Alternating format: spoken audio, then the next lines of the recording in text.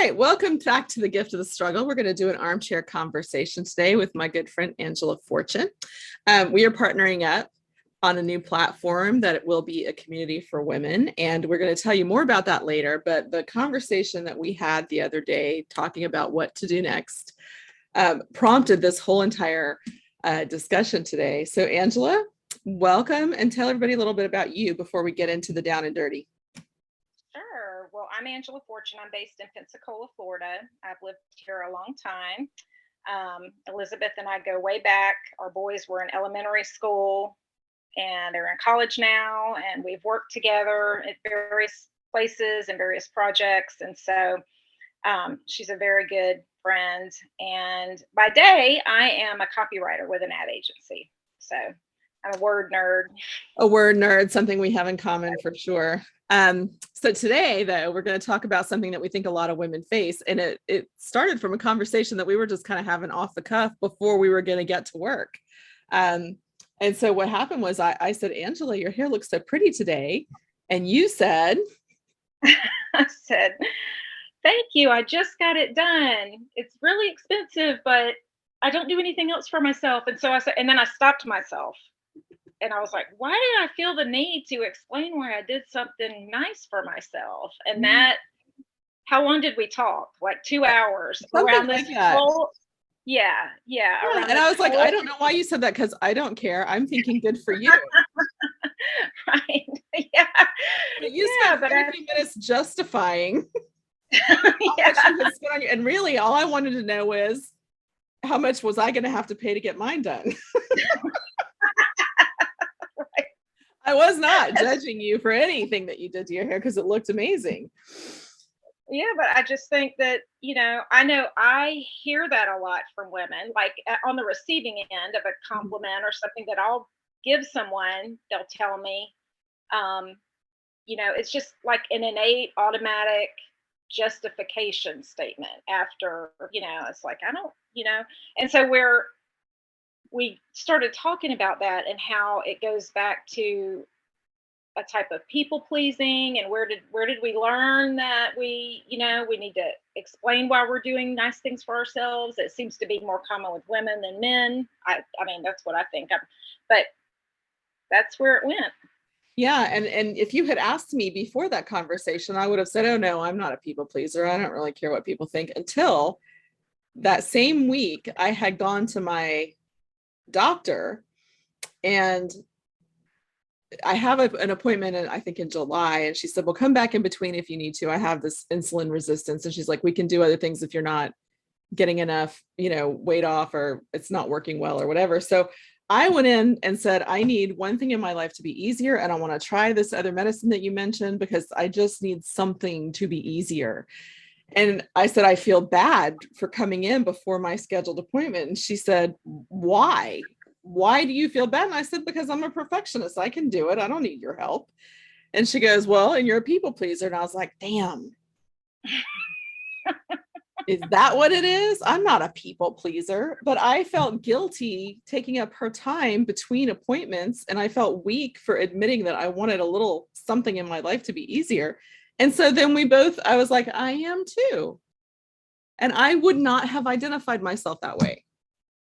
So what the heck is it? Yeah, I mean, I definitely think it shows up in all kinds of innocuous ways. If we think of the people pleaser, we think of like the person that's running around trying to just overtly please everyone. What do you need? What do you need? That super needy person, or a placater, Yes, right. And when you start thinking about like your day-to-day activities and the things that we say and the things that we do and the things that we don't do in order to gain the approval or the acceptance of others, it's like, I think a lot of us are dealing with people pleasing. I think so too. In fact, I just read a book this past weekend. I've decided to start reading books for fun again. And this whole one woman character in it was dealing with the same thing. She had planned a vacation for her kids because they'd wanted to go somewhere. And she had planned one for her husband because he'd always wanted to go somewhere. And she never said she wanted to go to Alaska ever. until her Wow. marriage was starting to crumble because she had never actually given voice to her own thoughts or feelings or desires. She had just pleased everybody else's. So I think as mothers, we do that a lot. I think in relationships, we do that a lot. But we were talking about where does that come from? Because it is sabotaging, actually. In this fictional book that I was reading, the marriage starts to fall apart. And I think it's based in truth. I mean, pretty much everybody writes in some level of truth that's theirs, right? So this woman has let it go to the point where she is feeling angry and bitter and resentful. And it's a lot of her own doing because she never gave voice to herself. So what are we doing to ourselves when we don't say, I freaking need help, or you know what, I want to feel good about my hair, or I want something in my life to be a little easier and you can help me do that. Why? What is it that we feel bad about saying that for? I don't know if it's society that's teaching girls, women, if we're learning from each other as we grow up, if we're learning from authority figures. I mean, that is like so fascinating to me. So we started talking about this, just thinking about, I mean, I can't think of learning it in my immediate family. I don't remember my mom trying to please anybody. And so it's like, where did I pick it up? But I definitely, I got an issue with it.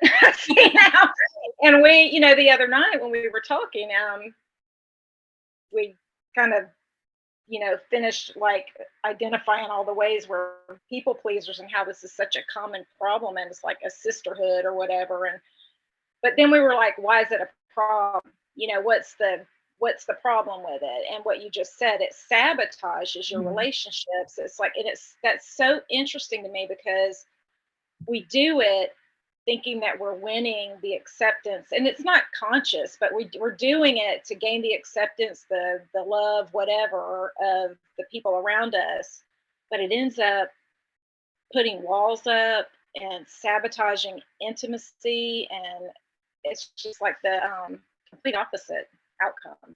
Yeah, I mean, isn't that weird? Because we talked about this before.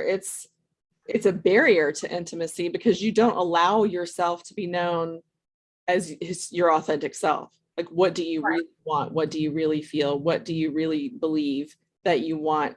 And I think part of it, my mom was a stay-at-home mom. And I think in the business world, there's an expectation that women are not difficult, or aggressive or opinionated or whatever those labels are. And I think those things are getting better generationally, but I think they're still there. And in the South in particular, you're taught to be pleasing. My sister and I talk about it all the time. Southern women are taught to be pleasing. And even though you can have, like, I have strong opinions and I voice them a lot, but in certain situations, I'm going to apologize for needing freaking medicine. You're going to apologize for getting something done to your hair that you paid for all by yourself. Right. That made me feel really good.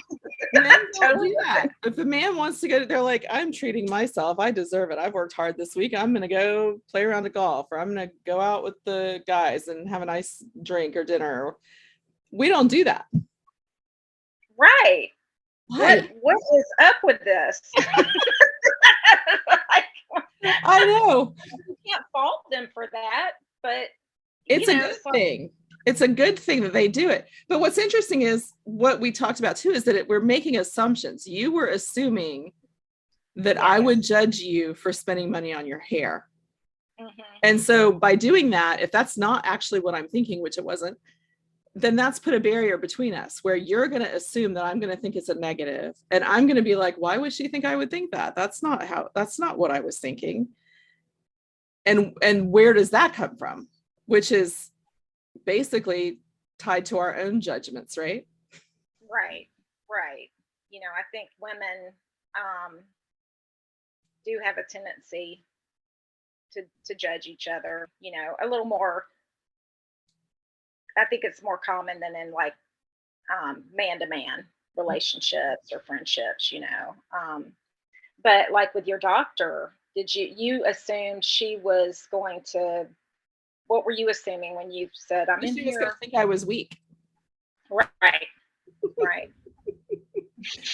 There's a book called The Four Agreements. Have you ever read that? Uh-uh. And well, it's based on a culture, and I cannot remember which one, but ancient belief system that if you live by these four tenets, everything in life really will just kind of fall into place, especially your relationships. Um, and one of those is never make assumptions. Mm. That's one of the four. And but I think it's so innate we don't even realize we're doing it. I had no idea I did it till the doctor pointed it out. And you caught yourself halfway through it.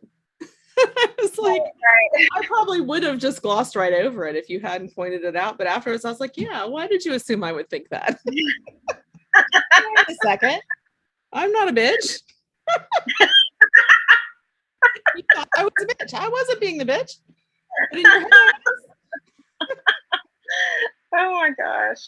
but it is interesting. And then we talked about, which I think this is an interesting part too. If you stop doing that, you think the world's going to end. I'm going to alienate someone. I'm going to make them not like me. I'm going to be perceived as weak or difficult or self-centered or spoiled or any of the things that both of us were thinking in that time. And so what happens now when you change that dynamic and you don't try to please other people and you've set up this expectation in your relationships that you're going to be that pleasing person, and now you're like, yeah, I don't want to do that. You're changing the rules. Yeah. Changing the rules. So then you're creating a risk. And what does that feel like? Yeah. Like, I think that's with a lot of things in a long-standing relationship or friendship. When you start making baby steps at personal development, even if it's like a weight loss journey or um, a professional change or going back to school, it's like when you shake things up and you change the equilibrium, it's like that is a big risk, and you can lose some people. Maybe they'll come with you. I don't know. It's an interesting thing because sometimes people are perfectly happy with your pleasing personality. Yeah. And so to do that is going to make it like, I'll never forget my high school boyfriend who I dated off and on for 4 years. At the very end kept trying to get back. And I was like, you wouldn't like me anymore. Not over that I once was with you. And this was years ago. So there's been a lot of change since then even. But I thought, you don't even know how much you don't want me anymore. Because it would never be the same, and you would not go for that. So I think there's certainly an argument for times and places of people in your life, right? Yeah. And I mean, when do we make the decision that it's so bad that we need to make the changes?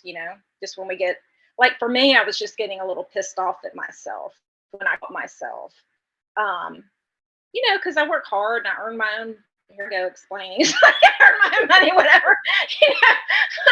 But I got like self-pissed. I just made that term up. But like, so that's why I want to change it, because I'm like, that's not good for me, to feel like I need to do that. But for others, like, when do we decide that, all right, enough is enough? Like when we're so resentful, or when we've destroyed a relationship. Well, it's never just you, but the thing is, why, if the people don't go along the journey with us in this self-discovery or self-improvement, then they're not our people anyway, right? Right. I mean, that's something that you have to accept, is if there's a risk, then you're probably not in the right circles of people anyway. Right. I mean, it being a risk is okay. I think risk is good. There's risk in life everywhere. Risk with a job change, or risk with new roles. But if you lose someone because you're trying to improve yourself and establish boundaries, then that's definitely somebody that, um, isn't isn't your person, you know. And that could be like a significant other, a best friend, or, you know, Natalie and I are watching The Wedding Singer with Adam Sandler and Drew Barrymore. And, you know, his, at the very beginning, he's standing at the altar waiting for her to come down. They're getting married, and she doesn't show up.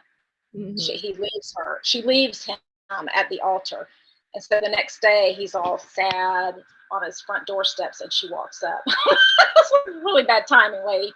But, you know, she says, she's telling him why she couldn't marry him. And she says, I figured out I'm in love with the Robbie from 6 years ago, not the Robbie of today. And so that's what you risk, is like, people could really fall out of love with you, but you'll lose yourself if you don't take that risk. And which is more important, you know. Right. And where do we start? Yeah. Where do we start with it? If we, you know, okay, so now we know the elephant in the room. We're, you know, you and I agree that we think a lot of women struggle with this, and that it shows up in different places. So, you know, where do we start? Yeah. Well, and one thing I thought was interesting too about our conversation. So our boys are both 19, same age, and they seem to do it. If Joe doesn't want to do something, he's like, yeah, I don't want to do that. And that's it. He doesn't say, well, I've made other plans, or I'm really tired, or I haven't felt well lately, or I've been really busy with work. No excuses. He's just like, yeah, no, I'm not doing that. And I'm like, yes, you taught him that. Yeah, but you taught him that. He picked that up from you. So you have that in you. And Nathan's the same way. And he must have picked that up partially from me. So it's like, that's really interesting, but they don't, and it's not the end of the world when he tells you that. Nobody ditches them. They're just like, oh, okay. Right. And I do think boys tend to be more like that. Like, they can call each other names and nobody takes it personally, and whatever. But when I've heard him do that before, I'm like, he just says no thanks, and I'm like, huh, and that really works for you. And I think we have, and I've been big my whole parenting life about giving them voice and making sure that they use it, and making sure they use it for good, you know. Right. But I never looked at it in that particular way. Like, I just don't want to do that today. That's not in my plan. Well, I think it's awesome that they're starting young. I mean, yeah, you know. And they have friends. They have friends, and they have girlfriends, and right. not really impacting them on a social level whatsoever. And I mean, even Joseph with work, he would be like, they would want to call him in, and he'd be like, I don't think I'm going to go. And I did say, you know, if you're the one who shows up in a pinch, then you're going to get promoted or a raise, or you're going to be like their go-to guy. So don't just say no because I'm not scheduled. Like, actually think if it benefits you. So that was another part of our conversation. And what's in it? What is the investment? Is it good for your career? Is it good for your relationship? Or is it detrimental to you in a way that's going to, in the long term, be damaging? You talked a lot about that when we were talking the other day. Right. About when is it, when do you pull back? When and where do you pull back? Once you know, you're like, okay, this isn't good. This is, you know, not good for me. I want to be more authentic. I want to be more real. I want more real relationships or friendships or whatever the reason. Where do you pick and choose when to do that it will benefit you? And also we talked about, when are you being rude? You know, so you start doing that. You start, like, you know, really standing up for yourself. Well, when does it become that you're rude? Okay, well, now you're just rude. You know, how do you? Yeah, the pendulum can swing too far. Right. As in most things in life, right? So, bottom line, there's a learning curve here. There is a big learning curve, and there are ways to do things. I mean, you can't just be like, hell no, I don't want to do that. Right. You can say, no, thank you. I don't think I want to do that today. I think I'm just going to stay home. Yeah. Period. So. There's so many things that don't have to be overthought. So this whole conversation prompted us to have an idea. We think that so many women are going through things like this. And I think we're at ages where you're just, you know how old people get the rap for saying exactly what they think and not giving a crap what anybody says. I mean, I kind of love it. We're at the age in the 50s where you start having those moments. Yes. And I think it's a good thing to think about when and how and why and what it's doing to your relationships, and navigating it in a way that is healthy and not rude and not abrupt. When you can tell your significant other, this is what I've noticed about myself, and I would like to be more vocal about what I actually want Right. and how I actually feel about it. And I want to take you along for the ride. Instead of just keeping it to yourself and all of a sudden going, no, no, no. Right. I was going to ask. No, I don't want to go there for dinner. I was going to ask, okay, so you make this decision. Do you make a big announcement? Do you wear a t-shirt? You know, like using my words. Let everybody know. You know, like, you know, the rules are changing. But, you know, the people that are in it for the long haul with you will help you. You know, they'll help you. They'll have your back. They'll help point it out to you. They'll support you. You know, those are the people you want anyway. Yeah, exactly. So we decided that we are going to have a roundtable for women to continue this conversation in our community. The community is called Dream the Future Forward. You can find it at dreamthefutureforward.com. The roundtable will be free for members. To join the platform, the community, it is $5.99 a month, so it's El Cheapo. And it's going to be it looks a little bit like Facebook. You've got a wall, you've got groups you can join, you've got all kinds of things going on where, you know, podcasts will be published in there, articles, different things. So if you would like to sign up for the roundtable, you can go on Dream the Future Forward, join. And we're going to regroup at the roundtable on July 24th at 4. That is 4 Central Time for those of you not local. And I think it's going to be a really good conversation. I think when you're going through processes like this, it helps to have a community that's feeling some of the same things. And we talked too about accountability, like stopping each other when we say something stupid like that. Like, I feel so bad that I went to my doctor for help. I feel so bad that I made my hair look pretty. If you got to find that accountability buddy, and this roundtable group can be that for you, to say, stop saying that. Why are you saying that? Own it. Just say, you know what? I wanted to look good, and this made me feel good about myself. Right. It doesn't take anything from anybody else that I did this. Yes, exactly. I'll take it out of my children's mouths. That's right. And so the roundtable will be just, you know, a great woman to woman conversation about, you know, how is people pleasing showing up in our lives? You know, is it what are we doing to people please? What are we not doing to people please? And if you're out there and you're listening and you really emphatically believe and know that you're not a people pleaser, then please come to the roundtable, because we want to learn from you. We will pick your brain. And if you're like me and you think you're not a people pleaser, but really you are, you belong as well. We will quickly dissuade you of your wrongness. Your misperception of self-awareness has to be, you know, sometimes that's what your friends are for. They're to help you grow your self-awareness. Right. So check us out, sign up. It'll be really fun. We're going to have a lot of roundtables. We're going to have guest speakers. We're going to also offer some courses. We've got courses about making decisions, about changing careers, about telling your brand story. So if you're a businesswoman, there's going to be a lot of things going on down the road. So feel free to join us. And we would love it if you would like, share, and subscribe to this podcast. Angela, thank you for this. Thank you. Great conversation as always. As always. And we will certainly be doing it again soon. Okay. All right. See you soon. See ya.